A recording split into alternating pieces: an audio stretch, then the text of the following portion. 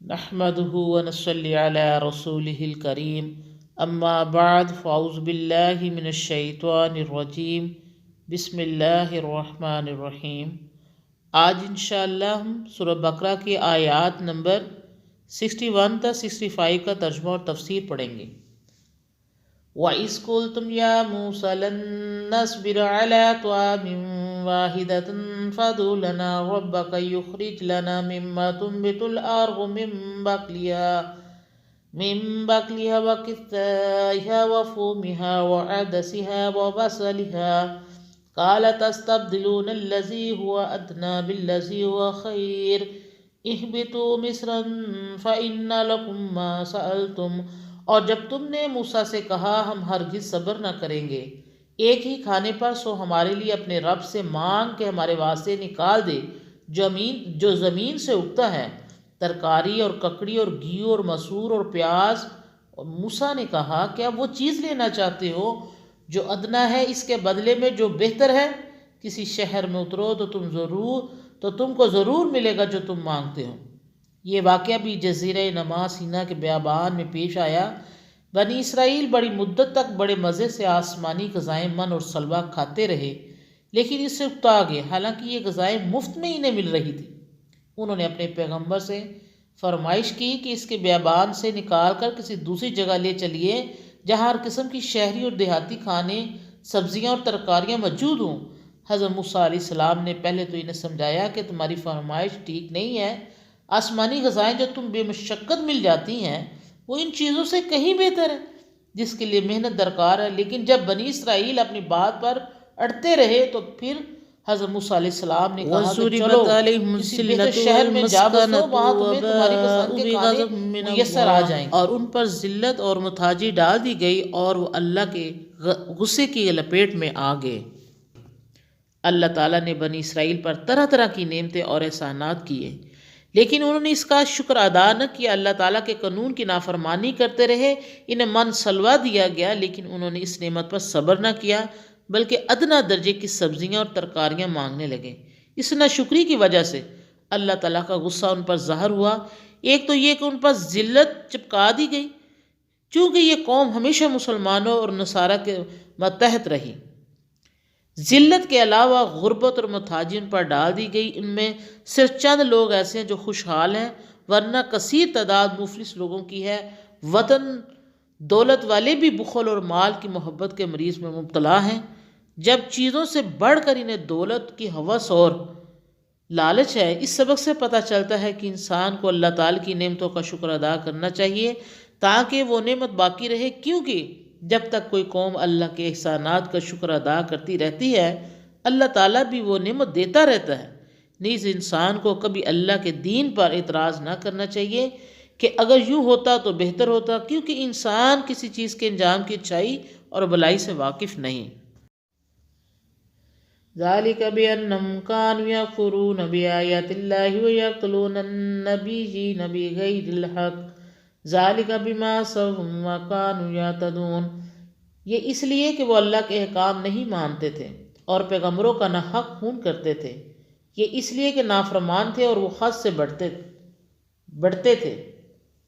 پچھلی آیتوں میں آپ پڑھ آئے ہیں کہ بنی اسرائیل اللہ تعالیٰ کے عذاب میں مبتلا ہوئے، ان پر ذلت اور محتاجی مسلط کر دی گئی۔ اس آیت میں اس کی وجہ بتائی گئی ہے کہ ان پر یہ عذاب کیوں نازل کیا گیا۔ اللہ تعالیٰ فرماتا ہے کہ بنی اسرائیل دو جرموں کے عادی ہو چکے تھے۔ ایک یہ کہ وہ اللہ تعالیٰ کے حکموں پر خوشی خوشی عمل نہیں کرتے تھے، بلکہ خواہ بال کی کھال نکالتے اور کٹ جھجتی سے بیجا اعتراض کرتے۔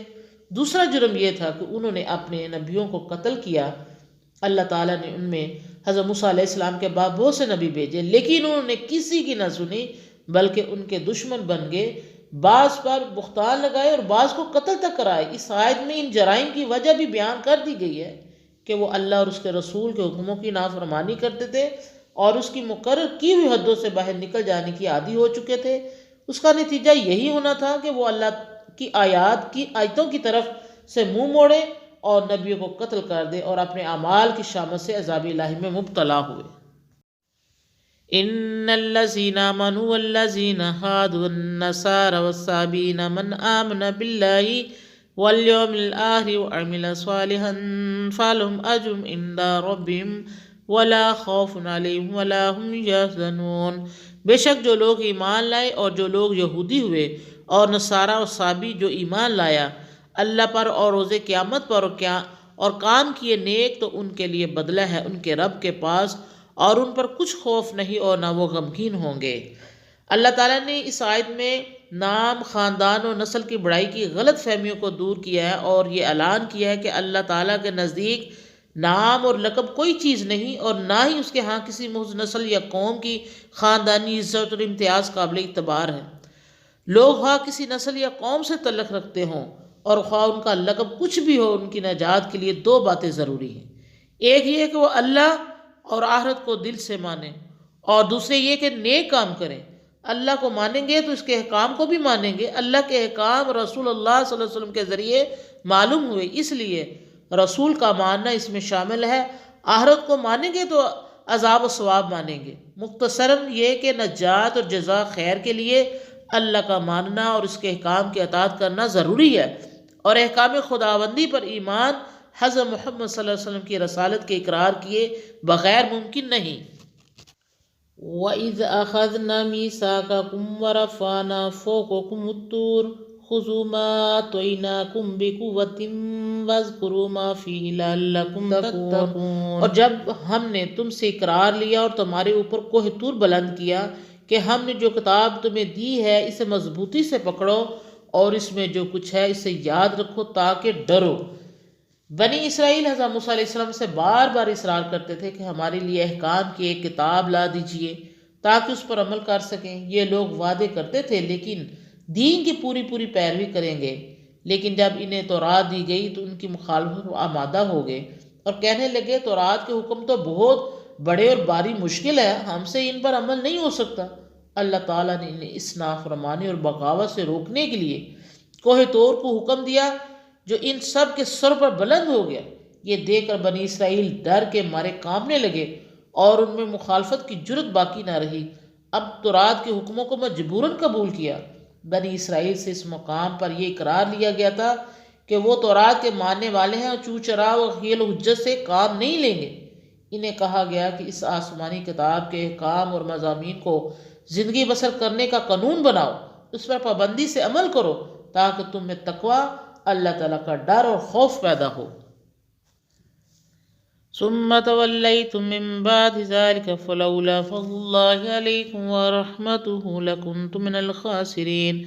پھر تم اس کے بعد پھر گئے، سو اگر تم پر اللہ کا فضل اور اس کی مہربانی نہ ہوتی تو تم ضرور تباہ ہوتے۔ بنی اسرائیل کی تاریخ بتاتی ہے کہ اللہ تعالیٰ نے ان پر بڑے احسانات اور انعام کیے، لیکن وہ ہمیشہ شکر گزاری کی بجائے ناشکری اور فرما برداری کی جگہ نافرمانی ہی کرتے رہے۔ اللہ تعالیٰ نے انہیں فرعون کی غلامی سے نجات دی اور جزیرہ نما سینا کے جنگلوں میں انہیں رہنے کو کہا تاکہ وہاں دیہاتی اور صحرائی زندگی بسر کرنے سے ان کے اندر ایک آزاد اور مجاہد قوم کی خوبی اور جذبات پیدا ہوئے۔ مدتوں کی غلامی کے اثرات سے نجات ملے، لیکن انہوں نے اسے پسند نہ کیا۔ وہ شہری زندگی کے طلبگار ہوئے تاکہ شہر میں طرح طرح کے میوے کھائیں، کاہلی اور سستی کی زندگی بسر کرے۔ اللہ تعالیٰ نے ان کی یہ خواہش بھی پوری کر دی۔ وہ حضرت موسیٰ علیہ السلام سے اصرار کرتے تھے کہ وہ انہیں ہدایت نامہ لا کر دیں تاکہ وہ اس کی پیروی کر سکیں۔ اللہ تعالیٰ نے انہیں تورات عنایت کی اور وعدہ لیا کہ وہ ہمیشہ اس کی پیروی کریں گے اور سرکشی پر کبھی آمادہ نہ ہوں گے۔ تورات مل جانے کے بعد انہوں نے اپنا عہد توڑ دیا اور سرکشی کرنے لگے۔ اللہ تعالیٰ نے ان کی یہ خطا اور شرارت بھی معاف فرما دی۔ اگر ان کا فضل اس کی رحمت شامل نہ ہوتی تو بنی اسرائیل عذاب آخرت کے مستحق ہونے کے علاوہ اسی وقت دنیا میں تباہ اور رسوا ہو جاتے۔ اللہ تعالیٰ نے اپنی رحمت سے حضرت داؤد، حضرت سلیمان اور دوسرے انبیاء بھیج کر بنی اسرائیل کو نصیحت کی اور ہدایت کی راہ بتائی۔ ان انبیاء نے انہیں راہ راست پر لانے کی ہر ممکن کوشش کی۔ یہ خدا کا فضل تھا، ورنہ یہودی تو اپنی تباہی کا سامان کر چکے تھے۔ انسان کے بچاؤ اور زندگی کا سب سے بڑا سہارا اللہ تعالیٰ کی رحمت اور مہربانی ہے۔ اگر وہ اپنا فضل و کرم نہ فرمائے اور چشم پوشی نہ کرے تو انسان کا کوئی ٹکانہ نہیں۔